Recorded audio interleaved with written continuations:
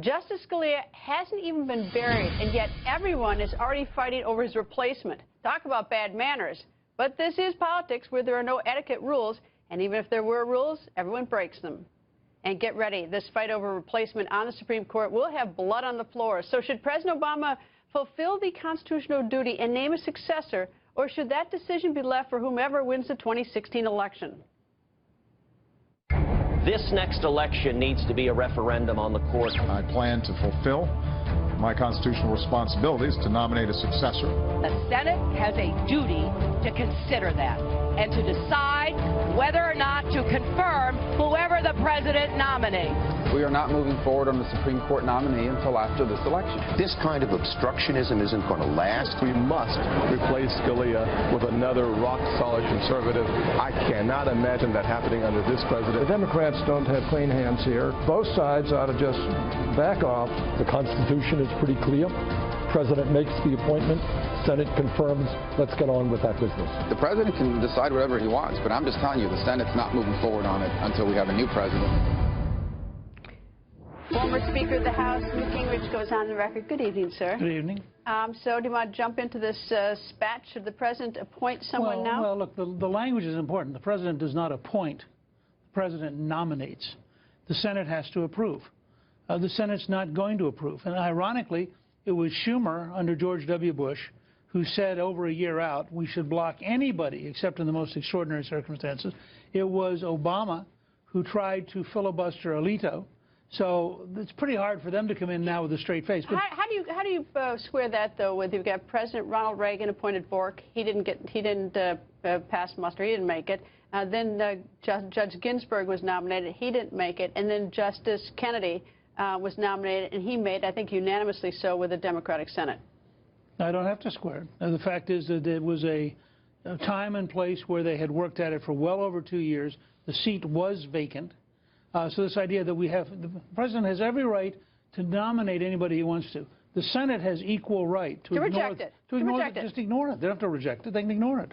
What kind of candidate do you think could pass? I mean, we're in an awkward position where we're going to have 4-4. I mean, we risk 4-4 decisions right now. We list for 10 months, which given the Supreme Court record, would be probably 3 to 5 decisions. Now, the fact is, the president will never do this. But he could sit down with Mitch McConnell and Mike Lee and people of that caliber and say, okay, Orrin Hatch, who would you accept? He could nominate Orrin Hatch. I suspect the Republican Senate would approve Orrin Hatch in a minute. I bet even Ted Cruz and Marco Rubio would switch if he nominated Orrin Hatch. But he's not going to, as a left-wing radical, he is not going to nominate somebody who's as conservative as Scalia. And as a conservative Senate, why should they accept anybody who is less conservative than Scalia? All right, so play this out. He's going to nominate someone who the Senate is going to reject, right? You expect that? They're not even going to take it up. Okay, they're not going to take it up. They won't reject it. It'll just die. All right, they won't take it up. So how does this play out on the campaign trail? It guarantees that every person who cares about the Second Amendment turns out to vote.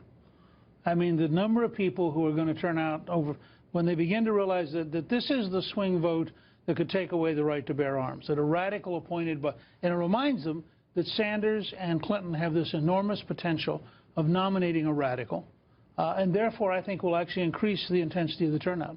Now, Justice Ginsburg is probably one of the oldest on the Supreme Court. She has denied that she is retiring, but she is getting a little older, and we come to the term at the end of June. It is possible that there are actually 2 vacancies come July 1st.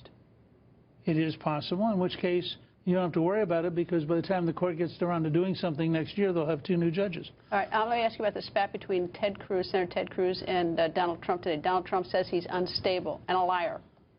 You know, I wish Trump would drop all of the personal ad hominem things which he seems to enjoy so much. I think it weakens the country. I think it weakens him. I think it makes us look stupid. And I'm not defending Cruz or anybody else. I'm just saying I think the whole politics of this kind of personal stuff is almost deranged. That makes no sense to me, to spend this kind of time on this kind of personality stuff. Are you endorsing? No. You're not going to endorse? No. This is your big chance. I know, but I have too many friends running. Too many friends. Anyway, Mr. Speaker, nice to see you, sir. Good to be with you.